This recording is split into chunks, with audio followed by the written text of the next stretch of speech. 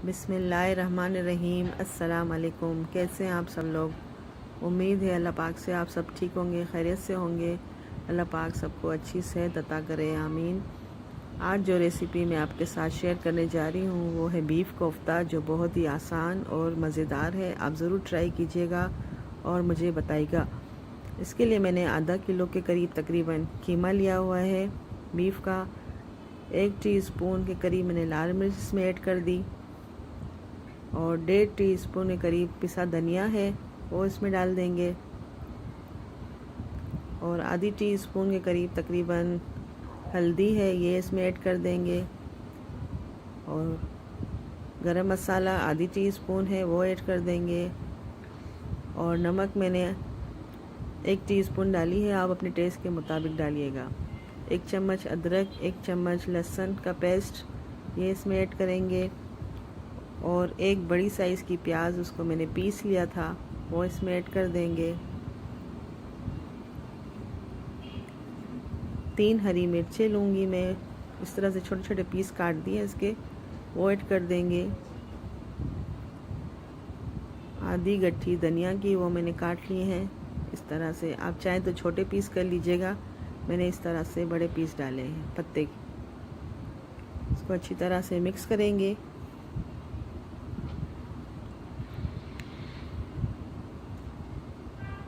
और 5-10 मिनट के लिए इसे ढक्कन लगा के रख दूंगी मैं। इसके बाद मैं एक बर्तन में आधी प्याली के करीब ऑयल डालूंगी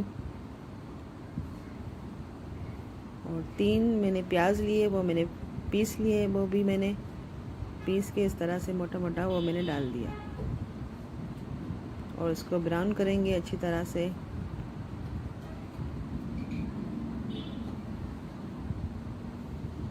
जब तक प्याज ब्राउन होता है हम कोफ्ते बना देंगे, बना के सारे रख देंगे इस तरह से शेप में गोल गोल।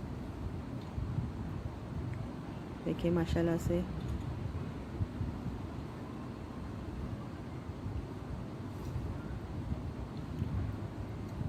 सारे इसी तरह से बना के रख देने हैं। अब हम जाएंगे अपनी प्याज की तरफ।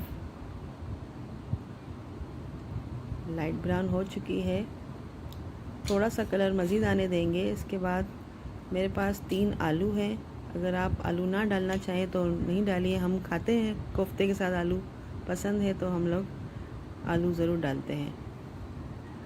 इस तरह से मैंने काट दिए छोटे पीस आलू के, 3 आलू। टमाटर 2 अदद थे काट दिए वो इसमें ऐड कर दिए। अच्छी तरह से मिक्स करेंगे और कुछ देर के लिए रख देंगे हल्की आंच पे ताकि टमाटर नरम हो जाए। और देखिए माशाल्लाह से टमाटर नरम हो चुका है। अच्छी तरह से मिक्स करेंगे, मसाले को भून लेंगे अच्छी तरह से।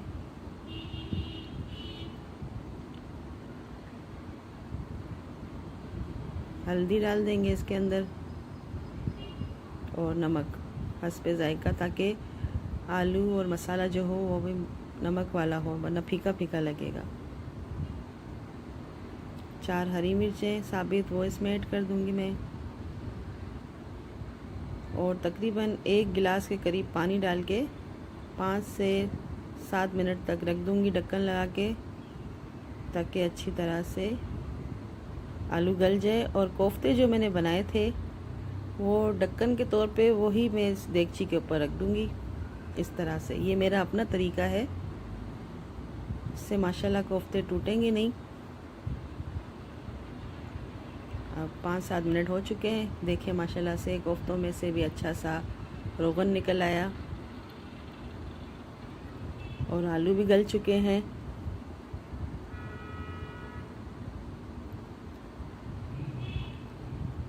अब आहिस्ता आहिस्ता कोफ्ता उठा के एक एक सालन में डाल देंगे। ये देखिए माशाल्लाह से कोफ्ते देखिए टूट नहीं रहे, अच्छे से बन गए हैं। ना हमने इसमें कोई बेसन डाला, ना कुछ आटा, कुछ भी नहीं, और माशाल्लाह से अच्छे से बन गए।